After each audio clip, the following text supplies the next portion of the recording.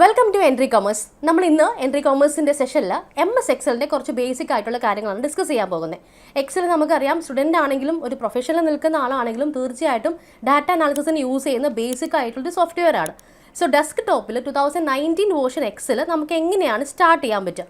ഈ ഒരു സീരീസിൻ്റെ നെക്സ്റ്റ് പാർട്ടിൽ കുറച്ചും കൂടെ ഡീറ്റെയിൽ ആയിട്ട് നമുക്ക് എങ്ങനെയാണ് ഡാറ്റ അനാലിസിസ് ചെയ്യാൻ പറ്റുക, അല്ലെങ്കിൽ ഇതിൻ്റെ ഫംഗ്ഷൻസ് എന്തൊക്കെയാണെന്നുള്ളത് കൂടുതലായിട്ട് നമുക്ക് ഡിസ്കസ് ചെയ്യാം. സോ ഇന്ന് നമ്മളൊരു ഇൻട്രൊഡക്ടറി സെഷനാണ് ഉദ്ദേശിക്കുന്നത്. ഡെസ്ക്ടോപ്പിൽ നമ്മൾ ഏതൊരു ആപ്പ് സെർച്ച് ചെയ്യുന്ന പോലെ നമുക്ക് ടാസ്ക് ബാറിൽ എക്സലിനെ ഒന്ന് സെർച്ച് ചെയ്ത് നോക്കാം. ഇപ്പോൾ ഇതിനകത്ത് ഓൾറെഡി നമ്മൾ ഇൻസ്റ്റാൾ ആയതുകൊണ്ട് ഇവിടെ കാണിക്കുന്നുണ്ട്. അതല്ല ഇൻസ്റ്റാൾ ചെയ്തിട്ടില്ല എന്നുണ്ടെങ്കിൽ നമ്മളത് സെപ്പറേറ്റ് ആയിട്ട് ഇൻസ്റ്റാൾ ചെയ്യണം. ഓക്കെ, ഡബിൾ ക്ലിക്ക് ചെയ്യുമ്പോൾ നമുക്ക് ആ ഒരു എക്സലിൻ്റെ ഇൻ്റർഫേസ് ഇവിടെ ഓപ്പൺ ആയിട്ട് വരുന്നുണ്ട്. ഇങ്ങനെയാണ് നമ്മൾ MS എക്സലിനെ ആദ്യമായിട്ട് കാണുന്നത്, അതിൻ്റെ ഒരു സ്ട്രക്ചർ. അപ്പോൾ പുതിയൊരു ഡാറ്റയാണ് അല്ലെങ്കിൽ പുതിയൊരു വർക്കിന് വേണ്ടിയിട്ടാണ് നമ്മളിത് ഓപ്പൺ ചെയ്യുന്നതെങ്കിൽ ഒരു ബ്ലാങ്ക് ആയിട്ടുള്ള വർക്ക് ബുക്ക് നമുക്ക് ഓപ്പൺ ചെയ്യാം. ഫസ്റ്റ് കാണിക്കുന്നതാണ് ആ ഒരു സിമ്പിൾ. അതൊന്ന് ക്ലിക്ക് ചെയ്ത് കഴിഞ്ഞാൽ നമുക്കിങ്ങനെ ഒരു എക്സലിൻ്റെ വർക്ക് ഏരിയ, നമ്മൾ ഇതിലാണ് വർക്ക് ചെയ്യാൻ പോകുന്നത്. ഇങ്ങനെ ഒരു ഇൻ്റർഫേസ് ആയിരിക്കും നമുക്ക് കിട്ടുന്നത്. അപ്പോൾ നമുക്കിതിൻ്റെ ഏറ്റവും മേലെയുള്ള റൈറ്റ് സൈഡ് മുതൽ സ്റ്റാർട്ട് ചെയ്യാം. ഇവിടെ ഒരു ക്ലോസ് ബട്ടൺ കാണിക്കുന്നുണ്ട്. നമ്മളിത് വളരെ ബേസിക് ആയിട്ട് ഒരു സ്റ്റുഡൻറ്റിന് എങ്ങനെ സ്റ്റാർട്ട് ചെയ്യാം എന്ന രീതിയിലാണ് ഈ ഒരു സെഷൻ നമ്മൾ മുന്നോട്ട് കൊണ്ടുപോകുന്നത്. സോ ഫസ്റ്റ് വൺ റൈറ്റ് സൈഡിൽ ഇൻറ്റു മാർക്ക് ഉണ്ട്. നമുക്കറിയാം ഇൻറ്റു മാർക്ക് എന്ന് വെച്ചാൽ നമുക്ക് ആ ഒരു ആപ്പ് അല്ലെങ്കിൽ ആ ഒരു പെർട്ടിക്കുലർ സോഫ്റ്റ്വെയർ ക്ലോസ് ചെയ്യാൻ വേണ്ടിയിട്ടാണ് യൂസ് ചെയ്യുന്നത്. അതിനുശേഷം നമുക്ക് റീസ്റ്റോർ മാക്സിമൈസ് ബട്ടൺ ഉണ്ട്. ഇതിൻ്റെ പ്രധാന ഉദ്ദേശം നമ്മൾ റീസ്റ്റോർ ചെയ്ത് കഴിഞ്ഞാൽ ഈ ഒരു ഇൻ്റർഫേസിലേക്ക് മാറും. ഇങ്ങനെ മാറിക്കഴിഞ്ഞാൽ നമുക്ക് ഇതിൻ്റെ ആ ഒരു പാനലിൽ വെച്ചിട്ട് നമുക്ക് ഇതുപോലെ മൂവ് ചെയ്യിപ്പിക്കാൻ പറ്റും. ഇപ്പോൾ ബാക്ക്ഗ്രൗണ്ടിലുള്ള വേറെ എന്തെങ്കിലും സാധനങ്ങൾ നമുക്ക് കാണണം എന്നുണ്ടെങ്കിൽ ഈ രീതിയിൽ അത് യൂസ് ചെയ്യാം. ഇനി അടുത്തൊരു ബട്ടണാണ് മിനിമൈസ് ബട്ടൺ. കുറച്ച് നേരത്തേക്ക് നമുക്ക് വേറെ ഏതെങ്കിലും ടാബിലേക്ക് സ്വിച്ച് ചെയ്യണം, അല്ലെങ്കിൽ വേറെ ഏതെങ്കിലും ഒരു ആപ്പോ പിക്ചറോ എന്തെങ്കിലും കാണണം, ഇതിനെ മിനിമൈസ് ചെയ്യണം അല്ലെങ്കിൽ ഒന്ന് മാറ്റി വെക്കണം എന്നുണ്ടെങ്കിൽ മിനിമൈസ് ബട്ടൺ, അതായത് third one from the right side നമുക്ക് യൂസ് ചെയ്യാം. അടുത്തതാണ് റിബൺ ബട്ടൺ എന്ന് പറയുക, അല്ലെങ്കിൽ നമ്മൾ എങ്ങനെയാണ് ഈ പറയുന്ന റിബൺസ് അല്ലെങ്കിൽ കമാൻഡുകളെ കാണേണ്ടത്. ഇപ്പം നമ്മളിപ്പോൾ കണ്ടുകൊണ്ടിരിക്കുന്ന ഇൻ്റർഫേസിൽ എക്സലിൻ്റെ വർക്കിംഗ് സ്പേസിനോടൊപ്പം തന്നെ റിബണുകളിൽ അല്ലെങ്കിൽ കമാൻഡുകൾ നമ്മൾ ഈ മുകൾ ഭാഗത്ത് ഇങ്ങനെ റൈറ്റിങ്സ് ആയിട്ട് വരുന്നതിനാണ് നമ്മൾ എക്സലിൽ കമാൻഡ്സ് അല്ലെങ്കിൽ റിബൺ എന്ന് പറയുന്നത്. അപ്പോൾ ഇതിന് നമുക്ക് എങ്ങനെയാണ് കാണേണ്ടത്? ഈ ഒരു പെർട്ടിക്കുലർ മെനുവിൽ നമുക്ക് ഇതിനെ ഹൈഡ് ചെയ്യാനുള്ള ഓപ്ഷൻ ഉണ്ട്. ഞാനിപ്പോൾ അത് ഹൈഡ് ചെയ്തിട്ടിരിക്കുകയാണ്. അപ്പോൾ നിങ്ങൾക്ക് കംപ്ലീറ്റ് ആയിട്ടും സ്ക്രീനിൽ എക്സലിൻ്റെ വർക്ക് ഏരിയ മാത്രമാണ് കാണാൻ പറ്റുന്നത്. കുറച്ചധികം സെല്ലുകൾ ഈ രീതിയിൽ നമുക്ക് കാണാൻ പറ്റും. ഇനി ഇങ്ങനെയല്ല നമുക്ക് മെനൂസ് കണ്ടുകൊണ്ട് ആണ് വർക്ക് ചെയ്യേണ്ടതെങ്കിൽ എഗെയിൻ നമ്മൾ ആ ഒരു ഹെഡ് ലൈനിൽ ഒന്ന് മൂവ് ചെയ്യിപ്പിക്കുമ്പോൾ ഗ്രീൻ കളറിൽ ഒരു ഹൈലൈറ്റ് വരും. അവിടെ ഒന്ന് പ്രസ് ചെയ്ത് കഴിഞ്ഞാൽ എഗെയിൻ ആ ഒരു ബാർ വീണ്ടും നമുക്ക് കാണാൻ പറ്റും. പക്ഷെ നമ്മൾ വീണ്ടും മൗസ് പോയിന്റ് മാറ്റി കഴിഞ്ഞാൽ അത് മാറാൻ ചാൻസ് ഉള്ളതുകൊണ്ട് ഈ ഒരു പെർട്ടിക്കുലർ മെനുവിൽ തന്നെ ഷോർട്ട് ടാബ്സ് ആൻഡ് കമാൻഡ്സ് ഒന്ന് പ്രസ് ചെയ്ത് കൊടുക്കുക. അപ്പോൾ ഇതിപ്പോൾ സ്റ്റാറ്റിക് ആയിട്ട് നമുക്ക് ആ രീതിയിൽ തന്നെ മുന്നോട്ട് പോകാൻ പറ്റും. ഇനി അടുത്തതാണ് നമുക്കിവിടെ ഒരു ലോഗിൻ ഓപ്ഷൻ ഉണ്ട്. നമ്മൾ ഈ പറയുന്ന എക്സലിൽ എങ്ങനെയാണോ ലോഗിൻ ചെയ്തിരിക്കുന്നത് അതിൻ്റെ ഡീറ്റെയിൽസും കാര്യങ്ങളൊക്കെ കാണാൻ പറ്റും. ഇനി ഓൺ ദ ലെഫ്റ്റ് സൈഡ് അതിനാണ് നമ്മൾ QT എന്ന് പറയുന്നത്, ക്വിക്ക് ടൂൾ ബാർ ആണ്.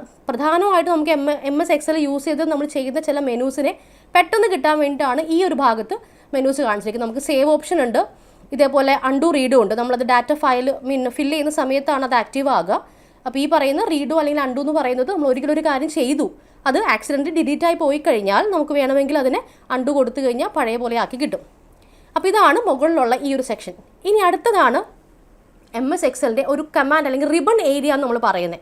അതിനകത്ത് നമുക്ക് പല കാര്യങ്ങൾ വരുന്നുണ്ട്. ഞാനിപ്പോൾ മൗസ് മൂവ് ചെയ്തുകൊണ്ടിരിക്കുന്ന ഈ ഏരിയയാണ് നമ്മൾ ടാബുകൾ എന്ന് പറയുന്നത്. അപ്പോൾ ഇതിൽ ഫയലുണ്ട്, ഹോം ഉണ്ട്, ഇൻസേർട്ട് ഉണ്ട്, ഡ്രോ, ഇങ്ങനെ ഒരുപാട് ടാബുകൾ നമുക്ക് കാണാൻ പറ്റും. ഈ ടാബുകളുടെ അടിയിലാണ് അതിൻ്റെ കൺസേൺഡ് ആയിട്ടുള്ള കമാൻഡുകൾ വരുന്നത്. ഇപ്പോൾ ഹോം ആണ് നമ്മൾ ആക്റ്റീവ്ലി ഓപ്പൺ ചെയ്തിട്ടിരിക്കുന്ന ടാബ്. ഇതിനകത്ത് നമുക്ക് പല കമാൻഡ് കാണാം, ക്ലിപ്ബോർഡ് കാണാം, ഫോണ്ട് കാണാം, അലൈൻമെൻറ്റിനുള്ള പല മെനൂസ് കാണാം, നമ്പേഴ്സ് കാണാം.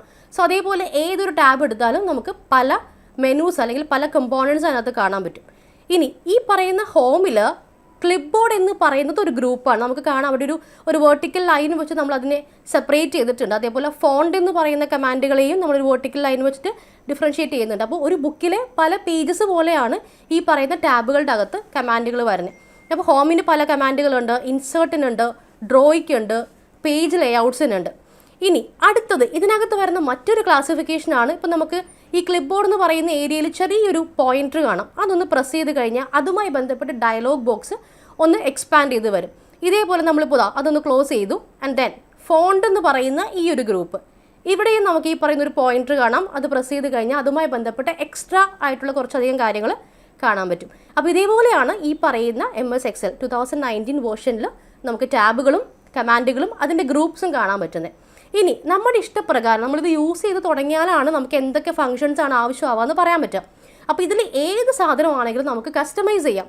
നമ്മൾ ഏറ്റവും ടോപ്പിൽ സേവ് ഓപ്ഷൻ എന്ന് പറഞ്ഞിട്ട് ക്വിക്ക് ടൂൾ ബാറിൻ്റെ കാര്യം പറഞ്ഞു. അവിടെ ചെറിയൊരു പോയിന്റ് നിങ്ങൾക്ക് കാണാൻ പറ്റും. അതൊന്ന് പ്രസ് ചെയ്ത് കഴിഞ്ഞാൽ customise quick access tool bar എന്നൊരു ഓപ്ഷൻ ഉണ്ട്. ഇപ്പോൾ നിലവിൽ നമുക്ക് ആകെ 2-3 ഐറ്റമേ അതിൽ കാണിക്കുന്നുള്ളൂ. ഇനി നിങ്ങൾക്ക് കുറച്ചധികം സാധനങ്ങൾ കൂടെ ഓട്ടോമാറ്റിക്കലി അവിടെ കാണിക്കണം എന്നുണ്ടെങ്കിൽ നമുക്കൊന്ന് പ്രസ് ചെയ്ത് കൊടുത്തു കഴിഞ്ഞാൽ ആ ഒരു മെനു കൂടെ അവിടെ വരും. ഇപ്പോൾ ഇവിടെ ഓൾറെഡി നമുക്ക് സേവിനുള്ളതും റീഡു അൺഡു ഓപ്ഷൻസ് ആണ് നിലവിലുള്ളത്. ഇനി അതല്ല ഈ കാണിച്ചിരിക്കുന്ന ഓപ്ഷൻസിൽ ഏതെങ്കിലും നമുക്ക് എപ്പോഴും യൂസ് ചെയ്യേണ്ടതായിട്ടുണ്ടെങ്കിൽ അതും ഇവിടെ നമുക്ക് ആഡ് ചെയ്യാൻ പറ്റും. ഇതേപോലെ തന്നെ ഈ പറയുന്ന ടാബുകളും നമുക്ക് കസ്റ്റമൈസ് ചെയ്യാം. അപ്പോൾ ബേസിക് ആയിട്ട് MS Excel യൂസ് ചെയ്യുന്ന ഒരാൾക്ക് ഏതൊക്കെ രീതിയിലുള്ള കമാൻഡ്സും മെനൂസ് ആണോ വേണ്ടത് അത് മാത്രമാണ് ഇൻബിൽട്ട് ആയിട്ട് ഇങ്ങനെ കാണിച്ചിരിക്കുന്നത്. ഈ പറയുന്ന ഹോം എന്നുള്ള ബട്ടൺ അവിടെ നമ്മളൊന്ന് റൈറ്റ് ക്ലിക്ക് ചെയ്ത് കഴിഞ്ഞാൽ എഗെയിൻ കസ്റ്റമൈസ് ദ റിബൺ എന്നുള്ള ഓപ്ഷൻ ഉണ്ട്. ഞാൻ ജസ്റ്റ് ഒന്ന് ഓപ്പൺ ചെയ്ത് കാണിക്കാം. നമ്മൾ ആ ഹോം ബട്ടനെ കസ്റ്റമൈസ് ചെയ്യാനുള്ള ഓപ്ഷൻസ് ആണ് ഇതിൽ തരുന്നത്. ഇപ്പോൾ ഇതിലിതാ പോപ്പുലർ കമാൻഡ്സ് എന്ന് പറഞ്ഞിട്ട് കുറച്ചധികം കമാൻഡ്സ് കാണിച്ചിട്ടുണ്ട്. നമ്മൾ അതിനെ ഓൾ കമാൻഡ്സ് എന്നുള്ള രീതിയിലോട്ട് മാറ്റിക്കഴിഞ്ഞാൽ നിങ്ങൾക്ക് കാണാം ഒരുപാട് കമാൻഡുകൾ, ഒരുപാട് മെനു ഓപ്ഷൻസ് ഇവിടെ കാണിക്കുന്നുണ്ട്. നമുക്ക് എന്ത് ഡാറ്റ അനാലിസിസ് ഫംഗ്ഷൻ ആണോ ആഡ് ചെയ്യേണ്ടത് അത് ഇവിടുന്ന് സെലക്ട് ചെയ്തിട്ട് നമുക്ക് ഈ ഒരു പെർട്ടിക്കുലർ കോളത്തിലേക്ക് ആഡ് ചെയ്യാം. വിച്ച് മീൻസ് അത് അവിടെ റിഫ്ലക്റ്റ് ചെയ്യും. അപ്പോൾ ഇങ്ങനെ നമുക്ക് ഇതിപ്പോൾ നമ്മൾ ക്ലോസ് ചെയ്യാണ്. ഇതേപോലെ ഏതൊരു ടാബ് എടുത്താലും നമുക്കിപ്പോൾ ഡ്രോ എന്ന് പറയുന്ന ടാബ് എടുത്തു, റൈറ്റ് ക്ലിക്ക് ചെയ്ത് കഴിഞ്ഞാൽ കസ്റ്റമൈസ് ചെയ്യാനുള്ള ഓപ്ഷൻ ഉണ്ട്. നമുക്ക് ഇഷ്ടപ്പെട്ട എക്സ്ട്രാ മെനൂസ് എന്തൊക്കെയാണോ ഉള്ളത് അതൊക്കെ ആവശ്യപ്രകാരം ഈ ഒരു റിബണിലേക്ക് നമുക്ക് ആഡ് ചെയ്യാം അല്ലെങ്കിൽ ഡിലീറ്റ് ചെയ്യാം. അപ്പോൾ അങ്ങനെയാണ് നമ്മൾ ഈ റിബണിനെ കസ്റ്റമൈസ് ചെയ്യുന്നത്. ഇനി അടുത്തൊരു ഏരിയ ആണ് ഞാനിപ്പോൾ ഈ പറയുന്ന D4 എന്ന് പറയുന്ന ഒരു നെയിമിങ്ങിൻ്റെ അവിടെ മൗസ് പോയിന്റർ വെച്ചിട്ടുണ്ട്. ഇതാണ് സെൽ അഡ്രസ്. സെൽ അഡ്രസ് എന്താണെന്ന് അറിയണമെന്നുണ്ടെങ്കിൽ നമുക്ക് സെല്ല് എന്താണെന്ന് ആദ്യം മനസ്സിലാക്കണം. ഈ ഒരു വൈറ്റ് ഏരിയ നമുക്ക് കോളംസ് ആയിട്ടും റോസ് ആയിട്ടും ഇതിനാണ് നമ്മൾ കോളംസ് എന്ന് പറയുന്നത്. ആൻഡ് ദെൻ ഇതാണ് റോസ് എന്ന് പറയുന്നത്. അപ്പോൾ ഇതിൻ്റെ ഒരു ഇൻ്റർസെക്ഷനെയാണ് നമ്മൾ MS Excel സെൽ എന്ന് പറയുന്നത്. ഈ സെൽസിലാണ് നമ്മൾ ഡാറ്റ ഫീഡ് ചെയ്യുന്നത്. നമുക്കിപ്പോൾ ന്യൂമറിക്കൽ ഡാറ്റ ആണെങ്കിലും അല്ലെങ്കിൽ ആൽഫബറ്റ്സോ വാട്ടെവർ ഇറ്റ് ഈസ് എന്താണോ നമുക്ക് ആവശ്യം അത് നമ്മൾ എൻ്റർ ചെയ്തത് ഇത്തരം സെല്ലുകളിലേക്കാണ്. ഈ സെല്ലുകൾക്ക് കൊടുക്കുന്ന പേരാണ് നമ്മളിവിടെ B5. ഇപ്പം ഞാൻ ആക്റ്റീവായിട്ട് വെച്ചിരിക്കുന്ന സെല്ലാണ് B5. അതായത് B എന്ന് പറയുന്ന കോളം 5th നമ്പറിൽ നിൽക്കുന്ന റോ, അതിൻ്റെ ഇൻ്റർസെക്ഷനിലാണ് ആ സെല്ല് നിൽക്കുന്നത്. അപ്പോൾ അതുകൊണ്ടാണ് അതിന് B5 എന്ന് പറയുന്നത്.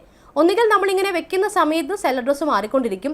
ഇനി അതല്ല നമുക്ക് ഏതെങ്കിലും ഒരു പെർട്ടിക്കുലർ സെല്ലിലേക്ക് മൂവ് ചെയ്യണം എന്നുണ്ടെങ്കിൽ ആ അഡ്രസ്സ് ഇവിടെ കൊടുത്താലും നമുക്ക് അങ്ങനെ മൂവ് ചെയ്യാൻ പറ്റും. ഫോർ എക്സാമ്പിൾ B2 എന്ന് നമ്മൾ കൊടുത്തു കഴിഞ്ഞാൽ ഈ പറയുന്ന ഒരു പെർട്ടിക്കുലർ നമ്മൾ ക്യാപ്സിൽ വേണം അത് കൊടുക്കാനായിട്ട്. അങ്ങനെ B2 എന്ന് പറയുന്ന ആ ഒരു സെൽ അഡ്രസ്സ് നമ്മൾ ടൈപ്പ് ചെയ്ത് കൊടുത്തു കഴിഞ്ഞാൽ അതിനകത്തേക്ക് ആ സെല്ലിലേക്ക് നമുക്ക് മൗസ് പോയിന്റർ ആക്റ്റീവ് ആക്കാൻ പറ്റും. ഓക്കെ. ആൻഡ് ദെൻ അടുത്തത് നമ്മളിവിടെ കാണുന്നതാണ് ഒരു ഫോർമുല ബാർ കാണാം. ഈ ഫോർമുലയിൽ നമുക്ക് 2 കാര്യങ്ങൾ ചെയ്യാനാണ് മെയിനായിട്ട് നമ്മൾ ഫോർമുല ബാർ യൂസ് ചെയ്യുന്നത്. ഒന്ന്, നമുക്ക് സെൽസിലേക്ക് ഡാറ്റ ഫീഡ് ചെയ്യാം. ഇപ്പോൾ ഫോർ എക്സാമ്പിൾ ഞാനിവിടെ ആപ്പിൾ എന്ന് ടൈപ്പ് ചെയ്യാണ്. ഓക്കെ, നമ്മൾ ടൈപ്പ് ചെയ്തു എൻ്റർ അടിച്ചു കഴിഞ്ഞാൽ വൺസ് അത് ആ ഡാറ്റ അതിനകത്ത് ഫില്ലായി. ഇനി നമുക്ക് അത് എഡിറ്റ് ചെയ്യണം എന്നുണ്ടെങ്കിൽ ജസ്റ്റ് സെല്ലിൽ പോയിട്ട് നമുക്കിപ്പോൾ ആപ്പിൾ എന്നുള്ളതിൻ്റെ സ്പെല്ലിംഗ് മാറി 2 Pക്ക് പകരം 3 P വന്നു, ഒരെണ്ണം ഡിലീറ്റ് ചെയ്യണം എന്നുണ്ടെങ്കിൽ ഒരിക്കലും സെല്ലിൽ ഡയറക്റ്റായിട്ട് നമുക്ക് എഡിറ്റ് ചെയ്യാൻ പറ്റില്ല. ഇങ്ങനെയുള്ള സമയത്താണ് നമ്മൾ മെയിനായിട്ടും ഈ ഒരു ഏരിയ യൂസ് ചെയ്യുന്നത്. ഇപ്പോൾ നമുക്കിവിടെ ആപ്പിൾ എന്നുള്ളതിന് ആപ്പിൾസ് ആക്കണം എന്നുണ്ടെങ്കിൽ അവിടെ S ആഡ് ചെയ്യാം. അപ്പോൾ സെൽസിൽ വരുന്ന എഡിറ്റിംഗ് കാര്യങ്ങളൊക്കെ ചെയ്യാനാണ് നമ്മൾ ഇങ്ങനെയുള്ള ഈ ഒരു സ്പേസ് യൂസ് ചെയ്യുന്നത്. അതേപോലെ ഭാവിയിൽ നമുക്ക് എന്തെങ്കിലും അനാലിസിസിന് വേണ്ടിയിട്ട് ഫോർമുലാസ് കൊടുക്കണം. നമുക്കറിയാം MS Excelന്റെ ഏറ്റവും ഡീപ്പായിട്ടുള്ള അല്ലെങ്കിൽ ഒരു കൊമേഴ്ഷ്യൽ പർപ്പസിലുള്ള യൂസ് എന്ന് പറയുന്നത് വലിയ ഡാറ്റയൊക്കെ സമ്മറൈസ് ചെയ്യാനും ഫോർമുലാസ് യൂസ് ചെയ്തിട്ട് അതിൽ നിന്ന് ഇൻസൈറ്റ്സ് എടുക്കാനുമാണ്. അപ്പോൾ അങ്ങനെ നിങ്ങൾക്ക് എന്തെങ്കിലും രീതിയിൽ ഫോർമുലാസ് ആഡ് ചെയ്യണം എന്നുണ്ടെങ്കിൽ അതും നമുക്കിവിടെ ആഡ് ചെയ്യാൻ പറ്റും. എന്ത് ഫോർമുലയാണ് നമ്മൾ ആഡ് ചെയ്യാൻ പോണേ എന്നുള്ള രീതിയിൽ അതറിയാമെങ്കിൽ നമുക്ക് ഡയറക്റ്റായിട്ട് ഫോർമുലാസ് ആഡ് ചെയ്തിട്ട് ഡാറ്റേനെ സമ്മപ്പ് ചെയ്യാൻ പറ്റും. അപ്പോൾ ഇത്രയാണ് ഫസ്റ്റ് നിൽക്കുന്ന ആ ഒരു റിബൺ സ്ട്രക്ചറിൽ വരുന്ന കാര്യങ്ങൾ. അപ്പോൾ നമ്മൾ പറഞ്ഞ പോലെ ഇതാണ് സെല്ലെന്ന് പറയുന്നത് ഒരു കോളത്തിൻ്റെയും റോയുടെയും ഇൻ്റർസെക്ഷനാണ്. ഇനി അടുത്തത് ഇതിപ്പോൾ ഒരു ഷീറ്റാണ്. നമുക്ക് MS Excel ഇതൊരു ഫയൽ, ഇപ്പോൾ നമ്മൾ ഓപ്പൺ ചെയ്തിട്ടിരിക്കുന്നത് ഒരു ഫയലാണ്. ഇപ്പോൾ ആ ഫയലിൻ്റെ പേരാണ് ഇവിടെ book 1 എന്ന രീതിയിൽ കാണിച്ചിരിക്കുന്നത്. നമുക്കിത് സേവ് ചെയ്യുന്ന സമയത്ത് ഇഷ്ടപ്പെട്ട അല്ലെങ്കിൽ എന്താണോ നമ്മൾ ഡാറ്റ ഫീഡ് ചെയ്തിരിക്കുന്നത് അതുമായി ബന്ധപ്പെട്ട ഒരു പേരിൽ നമുക്ക് ഈ Excel ഫയൽ സേവ് ചെയ്യാം. ഈ ഫയലിൻ്റെ അകത്ത് ഇപ്പോൾ കറൻറ്റ്ലി ആക്റ്റീവായിട്ട് നിൽക്കുന്നതാണ് ഷീറ്റ് 1.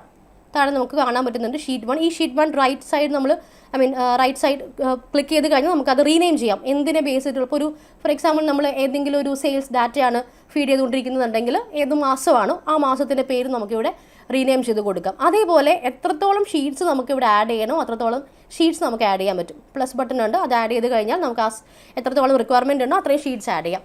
അപ്പോൾ ഈ ഓരോ ഷീറ്റ്സിലും ഓരോ ഡിഫറെൻറ്റ് ടൈപ്പ് ഓഫ് ഡാറ്റാസ് ആയിരിക്കും നമ്മൾ എൻ്റർ ചെയ്യുന്നത്. ഇനി ഇതിനെ കണക്ട് ചെയ്തുകൊണ്ട് പല ഡാറ്റ അനാലിസിസ് കാര്യങ്ങളും നമുക്ക് ചെയ്യാൻ പറ്റും. അതിനെ പറ്റിയിട്ടുള്ള ഡീപ്പായിട്ടുള്ള ഡിസ്കഷൻസ് ഒക്കെ നമുക്ക് അടുത്ത സീരീസിൽ കാണാം. ഓക്കെ, അപ്പോൾ ഇതാണ് നമ്മളൊരു വർക്കിംഗ് സ്പേസ് എന്ന് പറയുന്നത്. നമുക്കിവിടെ ഒരു സ്ക്രോളിംഗ് ബാർ കാണാം. അതായത് നമുക്ക് എന്തെങ്കിലും രീതിയിൽ അടുത്തൊരു പേജിലോട്ടോ അല്ലെങ്കിൽ അടുത്ത ലൈൻസിലോട്ടോ കോളത്തിലേക്കോ പോകണം എന്നുണ്ടെങ്കിൽ ഇത് യൂസ് ചെയ്യാം. ഇനി എക്സലിൽ n നമ്പർ ഓഫ് കോളംസ് ഉണ്ടെന്ന് പറഞ്ഞാലും അതിനൊരു ലിമിറ്റ് ഉണ്ട്. പക്ഷേ അത്രത്തോളം മാക്സിമം നമുക്ക് അത്രയും ഫീഡ് ചെയ്യേണ്ടതായിട്ട് വരാറില്ല. അപ്പോൾ ഇവിടെ ആയിരിക്കും നമ്മൾ മിക്കവാറും ഡാറ്റാസൊക്കെ ടൈപ്പ് ചെയ്യുന്നതും അതിനുള്ള കാര്യങ്ങളൊക്കെ ചെയ്യുന്നത്. ആൻഡ് ദെൻ ബോട്ടം സൈഡിൽ നമുക്ക് ഇവിടെ കുറച്ച് ഐക്കൺസ് കാണാൻ പറ്റുന്നുണ്ട്. ഇതിൽ എൻ്റർ എന്ന് പറയുന്നത് ഇതിൻ്റെ ഒരു സ്റ്റാറ്റസാണ് കാണിക്കുന്നത്. നമ്മളൊരു സെല്ലിൽ മൗസ് പോയിൻ്റർ വെച്ച് കഴിഞ്ഞു. ഇതിനകത്ത് എന്തെങ്കിലും ടൈപ്പ് ചെയ്യുന്ന സമയത്ത് നമുക്ക് ശ്രദ്ധിച്ചറിയാം അവിടെ എൻ്റർ എന്നുള്ളൊരു ഓപ്ഷനാണ് ഹൈലൈറ്റ് ആയിട്ട് കാണുന്നത്. കണ്ടോ? അതേസമയം നമ്മൾ ആ സെല്ലിൽ ഡാറ്റ ഫീഡ് ചെയ്ത് കഴിഞ്ഞ് എൻ്റർ അടിച്ച് കഴിഞ്ഞാൽ അത് റെഡി എന്നുള്ള ഓപ്ഷനിലേക്ക് മാറും. വിച്ച് മീൻസ് ദാറ്റ് നമുക്ക് അടുത്തൊരു സെല്ലിലോട്ട് ഡാറ്റ എൻ്റർ ചെയ്യാനുള്ളൊരു സ്റ്റാറ്റസിലാണ് ഇപ്പോൾ നിൽക്കുന്നത്. ഇനി ഇതിനൊക്കെ പല രീതിയിലുള്ള അഡ്വാൻസ്ഡ് ആയിട്ടുള്ള ആപ്ലിക്കബിലിറ്റി ഉണ്ട്. അത് എപ്പോഴാണെന്നുള്ളത് നമ്മൾ നെക്സ്റ്റ് സീരീസിലായിരിക്കും ഡിസ്കസ് ചെയ്യുന്നത്. ആൻഡ് ദെൻ ഇനി നമുക്കിത് സൂം ചെയ്യണമെന്നുണ്ടെങ്കിൽ ഇവിടെ നമ്മൾ ഏതിപ്പോൾ MS വേർഡ് യൂസ് ചെയ്യുമ്പോഴാണെന്നുണ്ടെങ്കിലും അല്ലാന്നുണ്ടെങ്കിലും നോർമലി ചെയ്യുന്ന പോലെ zoom in zoom out options available ആണ്.